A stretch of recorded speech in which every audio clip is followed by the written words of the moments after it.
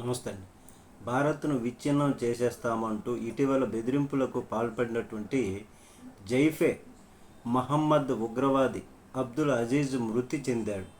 ఈ విషయాన్ని జైషే మహమ్మద్ ఉగ్రవాద సంబంధిత సోషల్ మీడియా హ్యాండిల్స్ ధృవీకరించాయి. అబ్దుల్ అజీజ్ మృతి చెందిన విషయాన్ని వెల్లడించడంతో పాటు అతని అంత్యక్రియలు బహవల్పూర్ నిర్వహించినట్లు స్పష్టం చేశారు. కార్డియక్ అరెస్టుతో అబ్దుల్ అజీజ్ మృతి చెందినట్లు సమాచారం. ఇటీవల పాకిస్తాన్ ఉగ్రవాద స్థావరాలే లక్ష్యంగా భారత్ ఆపరేషన్ సింధూర్ పేరుతో దాయాది దేశానికి చెందినటువంటి 9 ప్రాంతాల్లో దాడులు చేసింది. అందులో ఉగ్రవాది అబ్దుల్ అజీజ్ అంత్యక్రియలు నిర్వహించనున్న బహవల్పూర్ ఒకటి. అయితే ఉగ్రవాది అబ్దుల్ అజీజ్ మృతి చెందిన విషయాన్ని పాకిస్తాన్ ప్రభుత్వం మాత్రం అధికారికంగా ఇంకా ధృవీకరించలేదు.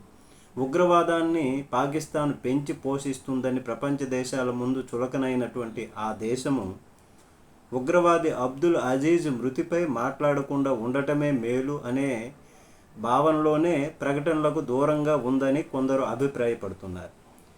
దాంతోనే పాకిస్తాన్ అధికారులు ఈ ఘటనపై ఇప్పటి వరకు ఎటువంటి అధికారిక ప్రకటన చేయలేదని సోషల్ మీడియాలో చర్చ నడుస్తుంది.